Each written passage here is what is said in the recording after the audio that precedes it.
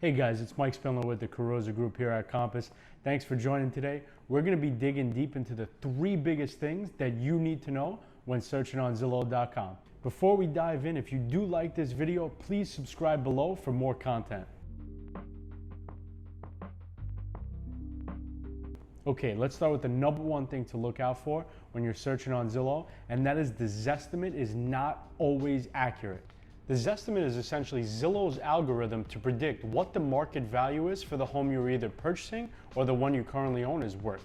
The home evaluation tool relies on both public and user-submitted data of bedrooms, baths, and square footage to then determine what the property's value is. Here's where the numbers get thrown off for the Zestimate. Some homes, for example, may have an unknown number of bedrooms and baths and also square footage, so this is really going to heavily impact on Zillow's ability to price this accurately. If a property with the same amount of bedrooms, baths, square footage in the same neighborhood, say sells for $100,000 less because it's a foreclosure, it's a fixer-upper, but it's in the same neighborhood and it has the same bedrooms, baths, and square footage, that's going to be used in the algorithm on the subject property, and that's going to throw the numbers completely out of whack. According to Zillow's website, the data shows that the median error for the state of New York is 9.9% off from the final sale price.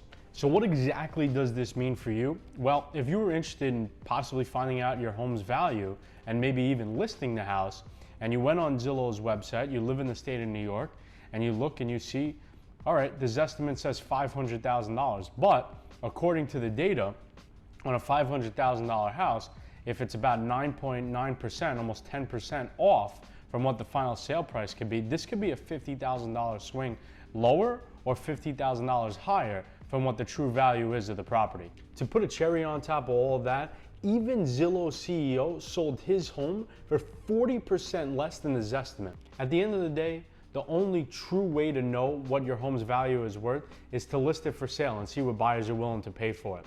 But the second best option from there is to have a realtor come in, one who knows the neighborhood, pull comparable data of accurate information to find out the home's value. Second thing to look out for on Zillow's website is pre-foreclosures aren't actually for sale. So what exactly is a pre-foreclosure? This is directly from Zillow's website explaining the pre-foreclosure. A pre-foreclosure stage is the period between in which a notice of default or a lis pendens has been issued to the homeowner.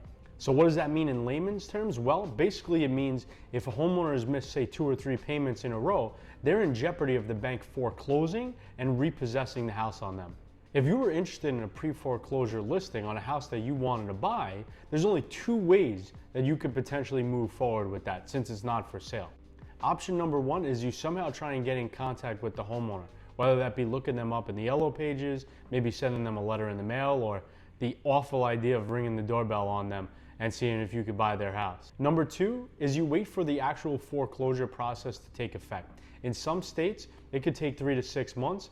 In most, it probably will take more than that. Just like the inaccuracy of the Zestimate, having misleading information on their website offers little to no value at all to any of their consumers. If you're looking for bargain deals, go out and find a good realtor who's going to find you off-market listings that actually have motivated sellers. And please don't waste your time with Zillow's pre-foreclosures. Third thing to look out for on Zillow's website is the properties aren't always updated. Zillow's website is often 2 or 3 days behind the MLS, which, if you aren't familiar, is the multiple listing service. It's essentially the database that realtors use to upload new listings. When a real estate agent inputs a new listing on the MLS, it will track directly onto websites like Zillow and Realtor.com. The biggest issue that consumers are having on Zillow's website is they're searching for homes that are still listed as active on Zillow, but in reality, they already have an accepted offer. Another issue consumers are running into is a property that is actually listed as under contract, but then says below it's accepting backup offers. Most of the time, the homeowner has zero intention to accept any other backup offers. So what exactly is the purpose of Zillow putting that on their website? Zillow wants prospective buyers to call in for more information on the house. Then they take your information and they sell it to local realtors. In this market, when homes are selling within a couple of days, it is so important to have updated and accurate information and not waste your time looking at houses that have already sold. Have your realtor send you properties directly from the MLS. These are the same houses that are listed on Zillow, but at least you'll know the status of the house, whether it's active or if it's sold. At the end of the day, Zillow is in the business of actually making money. And while their platform is sleek, easy to use, and fun to browse, they are not in the business of providing updated and accurate and complete information. They are in the business of convincing you to fill out a form to put your information in, so that way they can then sell your information to local realtors, and that's how they make their money. Thanks again for watching. If you have any questions at all, throw a comment below. Please be sure to like and subscribe, and we look forward to seeing you next time.